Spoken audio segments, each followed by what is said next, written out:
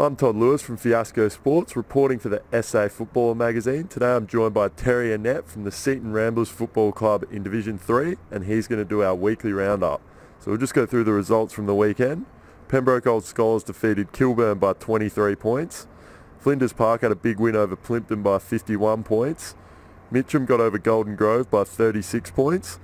Athelston had a huge 14-goal win over Walkerville. And Seaton Ramblers also had a big win by 66 points over Jeps Cross. Obviously a really pleasing result. Yeah, fantastic result. Yeah, considering we struggled against them last time.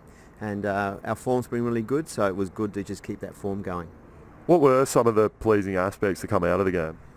Well, we got out of the blocks really well, and we kicked 8 or 9 in the first quarter to nothing, and then they really got back in the game. So we had to regroup at half-time, and we came back really strong and kicked a lot of goals in the second half as well. So that was pleasing as well. It obviously gives you a great boost when you do get off to a good start, because you obviously know you're up for the contest. How was it at half-time? How were the spirits, knowing they had got back into the game a bit, but you obviously had been the better side? Oh, they were okay.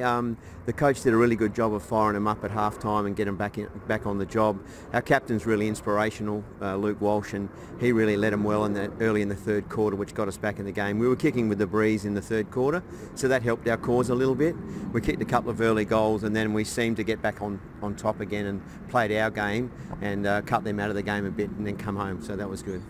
Obviously, not being the coach, there'll be other best players, but who did you think personally were some of the better performers on the day? Best performed, Braden Wild in the midfield. He was fantastic all day, and our full forward kicked 8 goals. So Brett Harlan, so he was fantastic. He's been really good for us this year as a new recruit, kicking a bag of goals every week. So that helped us back in the game. Okay, we'll just look forward to next week's fixtures. If I can just get a tip from you on each game. We've got Jeps Cross taking on Athelston. You obviously got to see Jeps Cross. Yeah, Jeps Cross, they played a lot better than they did last time against us, but I think Athelston will win that pretty easy. Yep. And Golden Grove take on Flinders Park. That's going to be a really good one. I think it's at Golden Grove, so I think Flinders Park have hit a bit of a flat spot, I think. So I think that Golden Grove will push them, but I think Flinders Park will get over in the end. They're a very fit side, Flinders Park, so they'll run over them. Yep. And Mitcham take on Kilburn. Big result for Kilburn, getting close on the weekend as well, but I reckon Mitcham will win that one quite easily. I think they're a really good chance to play finals, so I think they'll be looking to play some good footy now. Walkerville take on Plympton out at Walkerville. We played Walkerville the week before, and they were very good for 3 quarters, and I think that Walkerville will win this one. Yep. And Seaton Ramblers head out to Pembroke Old Scholars to take on Pembroke. You obviously would be hoping to get another victory. Yeah, we've been done pretty well against the top sides this year, and we beat them at home last time when they kicked pretty poorly, but we kicked straight and won the game. So they'll be looking for revenge. Very tough to play on their ground. I'm hoping for a win, but I think it's going to be a real tough match. Okay, what do you think? Obviously you had a 66-point victory. It's a pretty pleasing performance. What are some of the things you think you still need to work on? Obviously, you'd hoped not to have another lapse like you might have in the second quarter on the weekend. I think our disposal by foot was pretty ordinary. Our defence, which has been our key for all season, we're coming out defence was a bit sloppy. And I think our discipline was a bit ordinary. We got into a few tussles and there was a couple of yellow cards, and I think we get involved in that a bit, and I think which was what happened early in the year. So I think we need to work on our discipline. Our kicking for goals really good at the moment. We're making most of opportunities, so we need to keep that going. You mentioned discipline. It's obviously a hard thing to sort of teach. How do you think it is, how you keep the players' heads screwed on and keep them involved in the match and not getting sidetracked essentially?